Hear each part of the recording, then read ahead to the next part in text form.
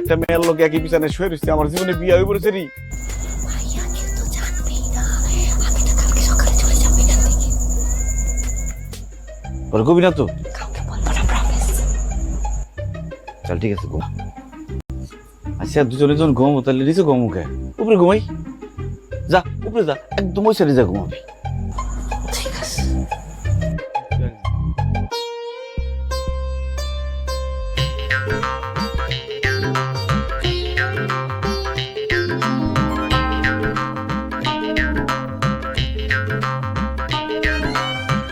রে, তোর সমস্যাটা কি? হ্যাঁ, শোলের উপরে পা উঠাস কে? ভাই আমি তো ঘুমের মধ্যে উঠে দিছিলাম না, আমার পা তো হালকা, ভাইয়া উঠলে তো কোনো সমস্যা।